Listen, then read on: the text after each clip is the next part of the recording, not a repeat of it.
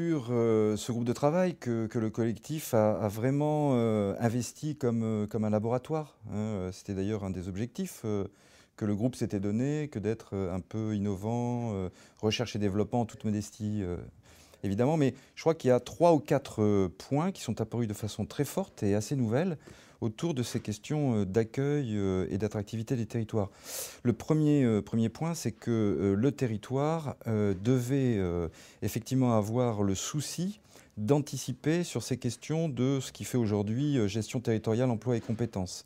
Et donc c'était une nouvelle manière, une nouvelle approche de reparler des mobilités au sens nouveau, c'est-à-dire en fait mobilité résidentielle et mobilité interprofessionnelle. Je trouve que ça a été un point très important mis dans la besace du groupe Accueil. Le deuxième élément révélateur, je trouve, ça a été le travail finalement mené à la fois sur les publics seniors et les publics jeunes. C'est-à-dire qu'en fait, on s'est aperçu que poser la question de l'accueil et du maintien des populations, c'était aussi une forte question aujourd'hui sociétale de fracture ou pas, justement intergénérationnelle. Et peut-être que là, on a mis le doigt aussi sur quelque chose dont il est important aujourd'hui d'anticiper. Ça a été aussi un effet révélateur, me semble-t-il, très important.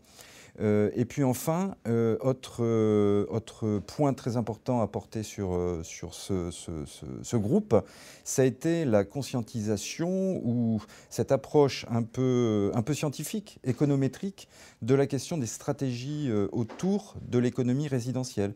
C'est-à-dire que de manière intuitive, le collectif Ville-Campagne avait réfléchi sur ces questions d'économie, on va dire, mais ce qui était une intuition a été complètement révélé, mesuré par alors, les suites des travaux de Davzi, et donc comment tout ça pouvait faire sens entre économie productive et économie présentielle ou résidentielle, finalement l'importance de construire cette attractivité sur deux jambes.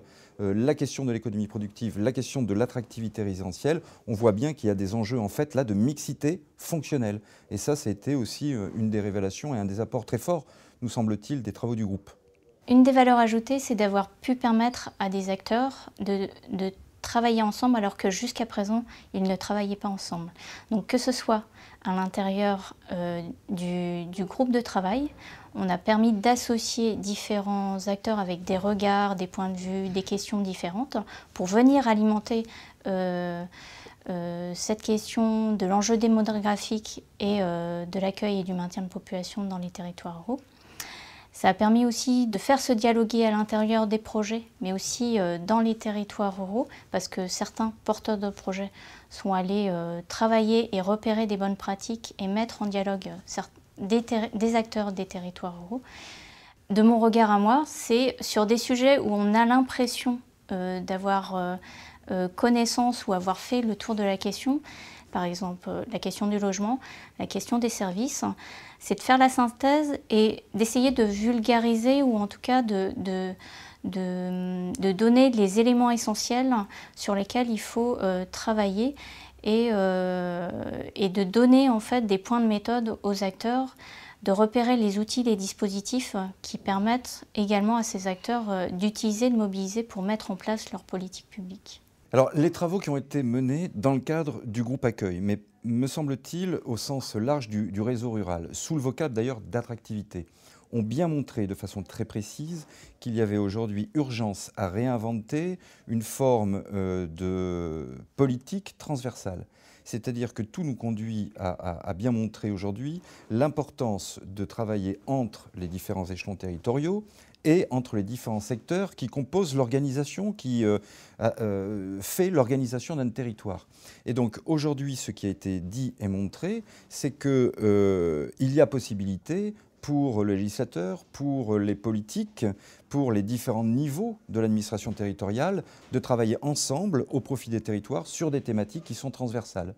Et donc c'est ce que l'on rappelait au cours de la journée, à la fois complètement opérationnel et à la portée de main des futurs politiques, des politiques 14-20, des politiques menées par les régions, des politiques à construire aujourd'hui dans le cadre des réformes territoriales, de la réforme territoriale. La valeur ajoutée principale d'un tel groupe, et celui-là en particulier, c'est d'avoir présenté en éventail un ensemble de ressources qui constitue une base de contribution à la réflexion sur le développement des territoires ruraux tout à fait intéressante. Alors, la question des services a trop souvent été pensée de façon cloisonnée, alors que l'on sait que c'est une approche globale qui permet aux territoires de devenir effectivement attractifs. Par exemple, dans ce groupe, deux travaux ont été menés, l'un sur l'habitat et l'autre sur la gestion des ressources humaines dans un territoire. Ce sont des questions toujours évoquées dans les diagnostics, mais rarement revues de façon spécifique par rapport aux actions qu'il convient de mener dans un territoire pour conjuguer ces approches. Et je trouve que les résultats sont très importants de ce point de vue-là et vont, au-delà, pouvoir irriguer les nouveaux groupes de travail que nous avons fait naître dans le réseau rural, le groupe sur les services en tant que tel, et le groupe sur l'entrepreneuriat et sur l'activité. Ce groupe accueil, il a un intérêt majeur parce qu'il portait une thématique qui était transversale et complètement englobante par rapport à l'ensemble des stratégies territoriales, essayer de tisser un fil un peu horizontal entre des stratégies qui traditionnellement sont segmentées, le développement économique, le logement, les services, l'aspect culturel, etc. Donc tout un ensemble de thématiques qu'il est parvenu à essayer de fédérer, et y compris dans son fonctionnement de groupe depuis 2 ans et demi, 3 ans, avec des acteurs extrêmement différents qui justement sont parvenus à entrer en relation, à tisser des liens, qui vont d'ailleurs demeurer dans la suite des travaux et dans la suite du réseau rural. Justement, c'est ça que je veux peut-être souligner, c'est les enseignements qu'on peut tirer de ce groupe, à la fois en matière de fonctionnement. Il y a des modes de fonctionnement qu'il a mis en place et qui vont être reproduits, qui ont fait des travaux de bilan et dont les enseignements vont être tirés pour la suite des travaux désormais. Des thématiques aussi qui ont émergé, sur lesquelles on voit qu'il y a encore des besoins de travailler et d'exploration, notamment la problématique des services.